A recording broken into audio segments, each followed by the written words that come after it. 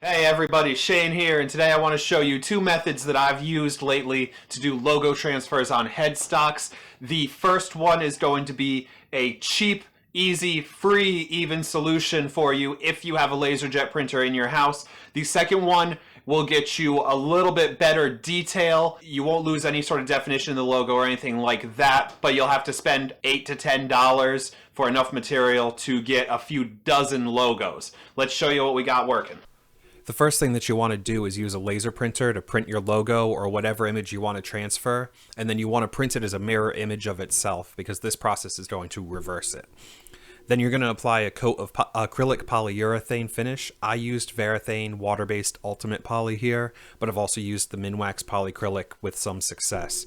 You can set the paper with your logo printed side down, and you're going to set it right into the wet coat of finish. Press it down firmly. I used this little board scraper to make sure it was sitting nice and flat.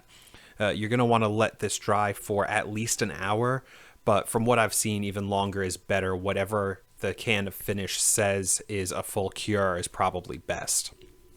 Now, once everything is dried, you want to come back with a cup of water and a toothbrush and thoroughly soak the paper, and then gently use the brush to rub away the paper. This is going to leave the transferred ink behind in the finish. Now, on this particular piece, I went a little too hard and I managed to rub away a bit of the transfer as well. So it is possible to get a more pristine image transfer from this method than what I got, but you're going to be trading off spending the extra time and effort that requires in exchange for the money that you saved by using this method. Of course, when it comes to most things of a maker type nature, you do need to spend either time or money if you want a good result. So this is one where you're going to have to spend the time and effort. But if you've got a laser printer, if you have whatever finish you're going to use anyway, this is not going to cost you anything you don't already have on hand. This is the logo that I did in those clips that you just watched. Now, as you can see, we've got a little bit of a rustic look. We've got a little bit of chip away here. You can get away without doing that, but it takes a lot more care and a lot more patience than I happen to have, and probably a little bit of refinement of the method that I didn't happen to do. However, that's what I got for just a free logo transfer using printer paper and a laser printer. You know, quick, dirty, gets the job done. If you are looking for a little bit of kind of a rustic or weathered look, that's no thing to you anyway. But let's take a look at the other method, because I wanted to do something a little bit cleaner than that. I went and bought some supplies. I found that on Amazon you can get waterslide decal paper, and I'll put up on the screen here which ones I bought. But what you want to do is make sure that you're looking for two main things. You want the paper to be for the correct kind of printer that you have, and then you're going to choose whether it's going to be white background or clear background. In my case, I chose a clear background, so I'll print black on it, and the only other color that's going to show up behind is whatever color the headstock is. And from there, let's show you how it's done. And I'm going to show you this shot in real time just because it really is this quick and simple. When you print these waterslide decals, first let me suggest that you print as many as you can fit on the page just so you're not wasting the paper. I was able to get 10 to a page from my logos. You also want to print these how you want them to look once they're applied.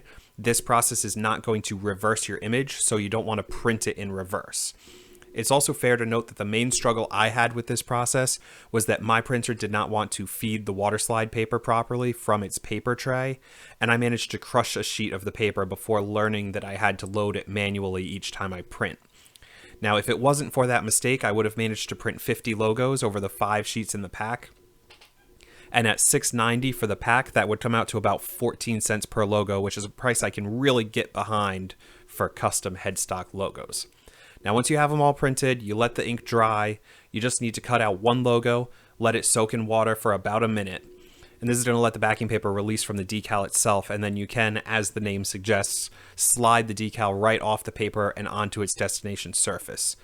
Tweezers help sometimes, and I find that the easiest way to ensure proper placement is to put it down right where you want it, hold the decal in place, and slide the backing paper out from under it like I did just here. Once that's applied, the decal can be slid around a little just so you can perfect its position, and then just use a rag or a sponge to gently mop up any excess water that you can get and let it dry. And there's the end result for the water transfer. Now, since we went with the clear background instead of the white, we don't have to be super precise on the trimming. All of that's just going to be your body color or your headstock color directly up to where your print begins. And you don't have to do as much fussing around on it. And I'll just let this dry completely before I start doing finish coats over the top of it. So there's two ways to do headstock logos on the cheap for you guitar builders, modifiers, anybody first starting out like myself. Hope that I was able to help you. If you want to see some of the other projects I've been working on, check out the card over here or check out the rest of the channel, all right? We hope to see you around.